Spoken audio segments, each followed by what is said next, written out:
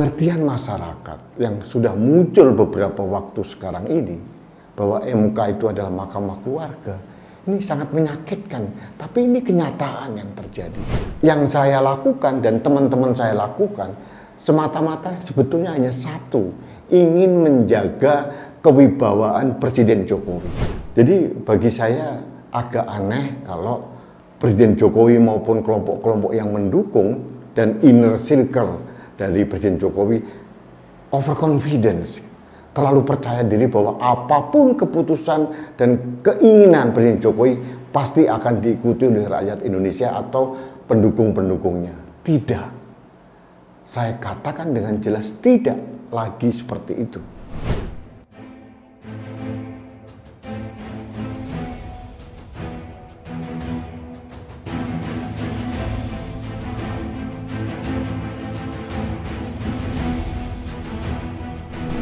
Halo sahabat Indonesia, kita bertemu kembali dalam Opini Rudy, edisi hari Jumat, tanggal 13 Oktober 2023. Sahabat Indonesia, saya mengenakan hoodie.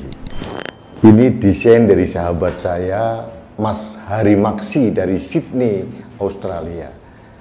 Ini menunjukkan betapa hebatnya diaspora kita yang di Sydney, Australia untuk mencintai Indonesia dan mencintai calon presiden yang diusung oleh PDI Perjuangan, yaitu Ganjar Pranowo. Ada Garuda di dadaku. Terima kasih Mas Hari Maksi.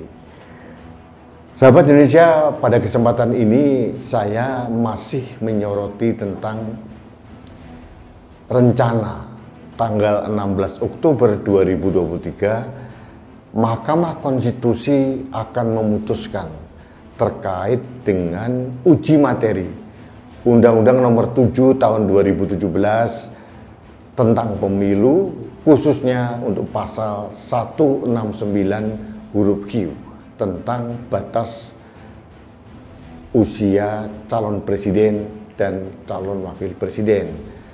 Ada beberapa gugatan atau uji materi yang diajukan oleh beberapa kelompok. Ada yang minta diturunkan dari 40 menjadi 30, ada yang 35, macam-macam lah. Ada juga yang terbaru adalah tetap 40 tapi ditambahin frasa atau pernah menjadi kepala daerah. Nah, ini sedang menjadi pertarungan di Majelis Mahkamah Konstitusi yang akan diputuskan nanti tanggal 16 Oktober 2023. Saya mengatakan dengan jelas bahwa persepsi publik terkait dengan MK ini terkait dengan pertaruhan kredibilitas Presiden Jokowi. Mengapa hal itu menjadi persepsi publik? Ini sesuatu yang kasat mata karena permainannya terlalu telanjang. Meskipun kita tahu MK itu adalah di ranah yudikatif dan Presiden di ranah eksekutif, sesuatu yang sebetulnya selama ini tidak pernah dicampuri oleh Presiden Jokowi. Namun ada cerita drama bahwa ada uji materi batas usia capres dan cawapres ini diajukan menjelang pendaftaran calon presiden dan calon wakil presiden di KPU. Ini terkait dengan Pilpres tahun 2024. Dan ada juga suara-suara yang di luar bahwa ini sekedar akan menggolkan Gibran Rakabuming Raka, anak dari Presiden Jokowi yang sekarang menjadi wali kota Solo, untuk bisa masuk dalam kualifikasi dicalonkan sebagai calon wakil presiden dari Prabowo Subianto. Ini persepsi publik yang berkembang karena ada peristiwa-peristiwa yang mendahului. Kenyataan yang lain bahwa ketua MK yang sekarang, Anwar Usman, itu adalah adik ipar dari Presiden Joko Widodo. Jadi memang ini penuh dengan aroma konflik kepentingan sebetulnya. Kalau saya jadi ketua MK, seharusnya beliau tidak masuk dalam pusaran putusan uji materi ini, agar marwah dan kredibilitas MK tetap dijaga. Tapi yang terjadi kelihatannya tidak seperti itu. Ada rumors di luar bahwa sekarang posisinya 5-4. Ini terus berkembang dan terus berkembang. Sahabat Indonesia, saya mengatakan mengapa keputusan MK ini akan menjadi pertaruhan dari kredibilitas Presiden Jokowi. Karena terang benderang bahwa Presiden Jokowi terlalu hiperaktif membuat manuver-manuver, sehingga dimaknai dengan jelas oleh masyarakat bahwa ada nuansa kepentingan dari Presiden Jokowi untuk menggolkan Gibran Rakabuming Raka. Meskipun secara komunikasi publik Presiden selalu normatif, tapi masyarakat sekarang sudah cerdas. Tidak sekedar memaknai apa keinginan Presiden dari narasi publiknya, tapi di balik itu masyarakat sudah mencermati. Ada gerakan-gerakan anak bungsunya dijadikan Ketua Umum Partai Solidaritas Indonesia, yang jelas-jelas partai apapun sesuai dengan arahan Jokowi. Ini tidak bisa dinafikan bahwa Kaisang menjadi Ketua Umum PSI ini adalah by design dari Presiden Jokowi. Ini persepsi publik yang tidak bisa dinafikan begitu saja. Pun pula rencana gugatan uji materi ini juga tidak bisa dikaitkan bahwa ini by design dari keinginan Presiden Jokowi. Ada pasal-pasal yang sedang disusun oleh masyarakat.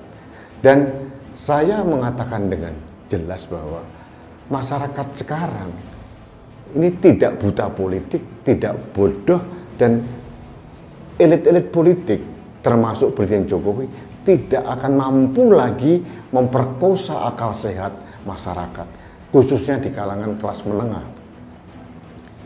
Mereka tahu persis memaknai ini arahnya kemana.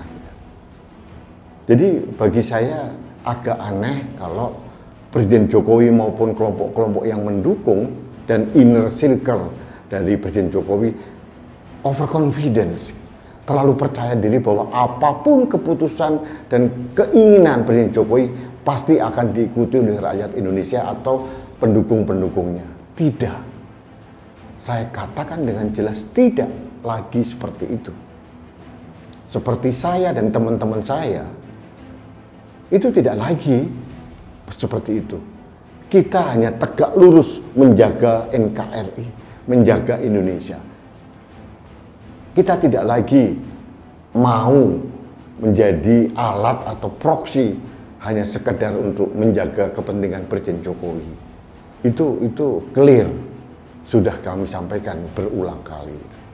Jadi saya ingin mengatakan dengan jelas pada kesempatan ini bahwa Presiden Jokowi harus berhitung dengan cermat. Jangan lagi hiperaktif. Kalau perlu, gunakan kekuasaan kewenangannya untuk dalam tanda kutip mencegah MK ini akan terdegradasi. Mencegah persepsi publik bahwa MK ini adalah mahkamah keluarga, bukan mahkamah konstitusi. Ini benar-benar melukai hati masyarakat. Pengertian masyarakat yang sudah muncul beberapa waktu sekarang ini bahwa MK itu adalah mahkamah keluarga, ini sangat menyakitkan, tapi ini kenyataan yang terjadi. Jadi saya mohon dengan cermat Presiden Jokowi untuk memperhitungkan langkah-langkah politiknya. Jangan terlalu kasat mata dan jangan membuat manuver-manuver yang kontraproduktif. Yang saya lakukan dan teman-teman saya lakukan semata-mata sebetulnya hanya satu, ingin menjaga kewibawaan Presiden Jokowi agar beliau nanti landing tahun 2024 bulan Oktober dengan mulus, dengan indah, nice landing, tidak lagi terkontaminasi dengan suara-suara politik dinasti Jokowi. Ini sebenarnya intent saya. Jadi Mudah-mudahan Pak Jokowi mengerti dan memahami ini. Kenapa? Dampaknya kalau MK tetap kekeh meluluskan uji materi yang diajukan oleh beberapa kelompok, ini dampaknya luar biasa. Padahal 3 ketua MK sudah memberikan warning, wanti-wanti. Profesor Jimli Asidiki, Profesor Mahfud MD, Profesor Hamdan Zulfa sudah memberikan masukan-masukan kepada pimpinan MK yang sekarang. Jangan sampai pimpinan MK yang sekarang mempertaruhkan kredibilitas institusi MK yang terhormat dan terpercaya. Jadi saya mohon kepada Pak Presiden, orang yang sangat saya dukung itu bisa mengerti akan terjadi dampak yang sangat kontraproduktif kalau tetap kekeh manuver ini terbaca oleh publik. Saya berharap MK tidak gegabah memutuskan hal itu. Pimpinan MK yang sekarang ini kan bersifat kolektif kolegial, tidak hanya tergantung pada sosok Anwar Usman. Mudah-mudahan pimpinan MK yang lain termasuk hakim-hakim MK yang berjumlah 9 ini masih tegak lurus untuk menjaga kehormatan Mahkamah Konstitusi. Karena kalau tidak, kredibilitas MK sangat dipertaruhkan. Dan ini juga berdampak pada kredibilitas Presiden Jokowi. Yang jelas akan terjadi reaksi dari masyarakat. Mereka tidak akan mungkin diam saja membiarkan negeri ini diperlakukan seperti sekarang. Saya khawatir akan ada chaos. Gitu. Mudah-mudahan Presiden Jokowi tidak mencederai 10 tahun masa jabatannya dengan keinginan-keinginan yang terbaca publik dengan tidak elok. Ini himbauan saya yang terakhir kepada Presiden Jokowi, karena sudah berulang kali saya memberikan himbauan-himbauan agar jangan terlalu membuat manuver-manuver yang berlebihan, karena manuver ini sudah terbaca di publik dan setiap peristiwa sudah kita baca tidak mungkin berdiri sendiri. Mulai Kaisang menjadi ketua umum PSI, mulai kelompok-kelompok organ relawan yang loyal kepada Pak Jokowi berbondong-bondong masuk PSI, dan kemudian juga akan mendeklarasikan mendukung Pak Prabowo dan sebagainya. Jadi apa yang akan kita wariskan buat negeri ini Pak Jokowi kalau keindahan warisan yang luar biasa selama 10 tahun atau 9 tahun terakhir ini ternodai dengan intent yang tidak jujur, intent yang tidak honest, yang dibaca publik membahayakan NKRI. Jadi saya masih berharap Presiden Jokowi menegakkan integritas personalnya. Integritas personal itu adalah apa yang diomongkan dan apa yang dipikirkan serta apa yang dilakukan itu harmoni, satu arah. Bukan yang diomongkan putih, yang dilakukan hitam. Seperti jaket saya sekarang ini. Ini jujur saya sedih sebetulnya. Sebagai pendukung Pak Jokowi, saya sangat bersedih. Saya juga heran kalau masih ada para pendukung Pak Jokowi yang seolah-olah mendukung Pak Jokowi, padahal sejatinya mereka sedang menjerumuskan Presiden Jokowi. Mereka sedang menyesatkan Presiden Jokowi dan mereka tidak menjaga nama baik Pak Jokowi. Karena apa? Mereka terjebak dalam pragmatisme, keinginan, kepentingan untuk tetap nempel di pilar-pilar kekuasaan. Ini yang terjadi. Jadi sekali lagi, sahabat Indonesia, saya berharap Presiden Jokowi maupun pimpinan MK, majelis-majelis hakim di Mahkamah Konstitusi masih tegak lurus menjaga kewibawaan dan marwah institusi kepresidenan maupun institusi MK.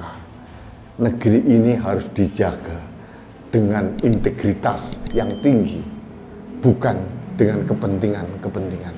Ini saja yang ingin saya sampaikan pada kesempatan kali ini. Baik, sahabat Indonesia, kita bertemu kembali dalam Opini Rudi selanjutnya. Salam satu Indonesia, salam Pancasila, salam Indonesia damai. Saya Rudi SK.